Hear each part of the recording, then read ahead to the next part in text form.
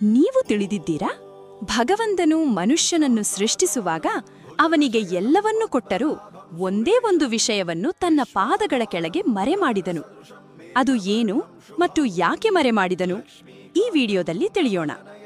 ಸೃಷ್ಟಿಯ ಆರಂಭದಲ್ಲಿ ಭಗವಂತನು ಮನುಷ್ಯನನ್ನು ಸೃಷ್ಟಿಸಿದಾಗ ಅವನಿಗೆ ಸೌಂದರ್ಯ, ಶಕ್ತಿ, ಬುದ್ಧಿ, ಚಾತುರ್ಯ ಮತ್ತು ಪ್ರೀತಿ ಎಲ್ಲವನ್ನೂ ನೀಡಿದನು. ಆದರೆ ಒಂದು ವಿಷಯ ಅವನ ಕೈಯಿಂದ ಜಾರಿ ಭೂಮಿಗೆ ಬಿದ್ದು ಹೋಯಿತು. ಅದನ್ನು ಭಗವಂತನು ತನ್ನ ಪಾದಗಳ ಕೆಳಗೆ ಮರೆಮಾಡಿದನು.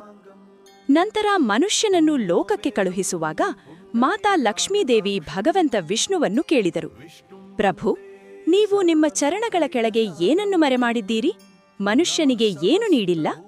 ಅದಕ್ಕೆ ಭಗವಂತ ಉತ್ತರಿಸಿದರು, ನಾನು ಸೃಷ್ಟಿಸಿದ ಮನುಷ್ಯರು ಭೂಮಿಯಲ್ಲಿ ನಾನು ಬಯಸಿದಂತೆ ಬದುಕುವುದಿಲ್ಲ. ಧನ, ದೌಲತ್ತು ಮತ್ತು ಅಸೂಯೆಯ ಕಾರಣದಿಂದ ತಮ್ಮವರ ರಕ್ತಕ್ಕೂ ಹಸಿದವರಾಗುತ್ತಾರೆ. ಪರಮಾತ್ಮನನ್ನು ಹುಡುಕುವ ಬದಲು ಭೋಗವಿಲಾಸದಲ್ಲಿ ಮುಳುಗುತ್ತಾರೆ. ಇದರಿಂದ ಅವರ ಜೀವನ ಜೀವಂತವಾಗಿಯೇ ನರಕವಾಗುತ್ತದೆ. ಅದರಿಂದ ಹೊರಬರುವ ಒಂದೇ ಒಂದು ಮಾರ್ಗವಿದೆ, ಶಾಂತಿ. ಅದನ್ನೇ ನಾನು ಮರೆಮಾಡಿದ್ದೇನೆ. ಅದಕ್ಕಾಗಿ ಅವರು ನನ್ನನ್ನು ಹುಡುಕುತ್ತಾರೆ.